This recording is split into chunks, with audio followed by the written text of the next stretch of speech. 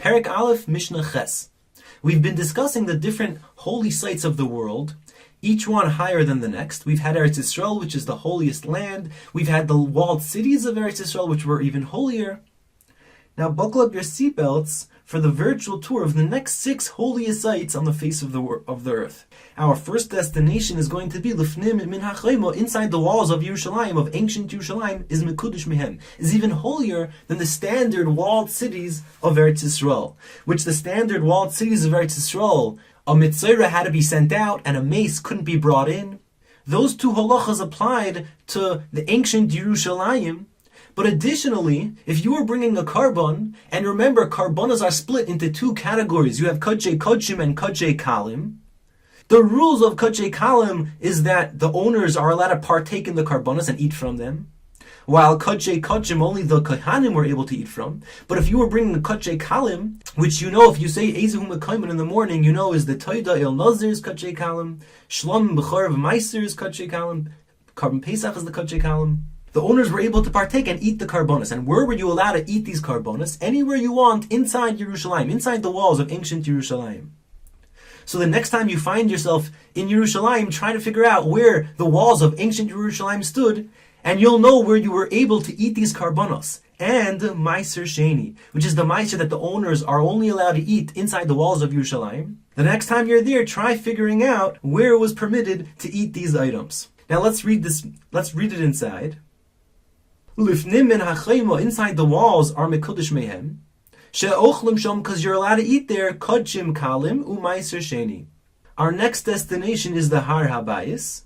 Look down here at the Har Habais, which was the platform on which the Beis Hamikdash was built. It was 500 amas by 500 amas, and the level of kedusha on the Har Habais grants it the title of the Machane Leviyah, mirroring the holiness of where the Leviyim encamped in the Midbar, if you remember from last Mishnah.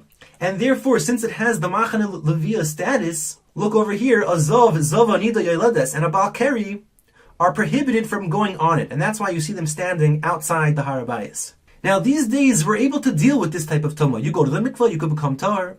And therefore, once they go to the mikvah, they're allowed access. There was a gate on this side, a gate up here, a gate on this side, and 2 gates on the bottom and in the south. And I'm not making a political statement, I'm just saying the halacha of our Mishnah, that once the Zav, Anida, Yoledes, Balkari go to the mikvah, they're allowed access onto the Har Habais. Now, once you're on the Har Habais, there is a wooden fence, 10 tvachim tall, somewhere around over here, called the Seireg. Past that, there was a span of 10 amas, and you hit another wall. That area of 10 amas was called the Chel. The Chel. Now, when the Yevonim came and they defiled our Bais Hamikdash, they came and they made 13 breaches into the Soreg wall. Because they were very offended by the Soreg. Because past the Soreg into the Chil, a goy was prohibited from entering, and a Tomei mace. A person who became Tomei from a mace is also prohibited from entering past the Soreg into the Chil. Now, if a goy or a Tomei mace violates that prohibition and enters into the Chil area, what prohibition has he violated? A derabanan or a deraisa? And the answer is only a derabanan, because midaraisa, a goy and a Tomei mace are allowed on the Har Habais, they're allowed into the Chil area, and they're just prohibited going past Shar Niknar into what's considered the Machane Shechina. The Machane Shechina. And interestingly, the reason why a goy is prohibited mid'oraisa from going into the Machane Shechina is not because he's tamei. A goy is not tamei mid'oraisa. The halacha is just that a goy is simply not allowed past the Shar Niknor into the Machane Shechina.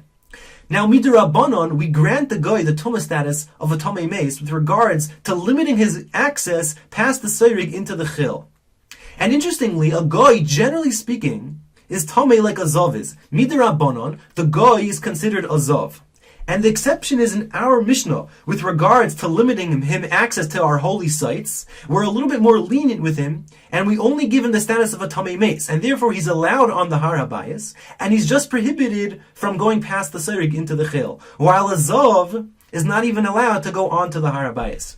So let's read this inside. Har Habais mikudesh mimenu, the Har Habais is holier than inside the walls of Yerushalayim. She'ein zovim zovois nidois v'yoldos nichnosim l'shom, because the zov, a zova, a nida, and a yoledes are not able to enter onto the Har Habais. Interestingly, our Mishnah leaves out the Balkari, who's also forbidden on the Har Habais. Now our next destination is the Chil, Hachil. That 10 amma span past the Seirig is Mekudesh Mimenu, is even holier than the Har Habais. She'ein goyim u'tomei meis nichnasim l'sham, because a goy and a tomei meis are prohibited from entering on there. Now you read the first 3 levels of this Mishnah, and next time we'll do the Ezras Noshim, Ezras Yisrael, and the Ezras Kohanim.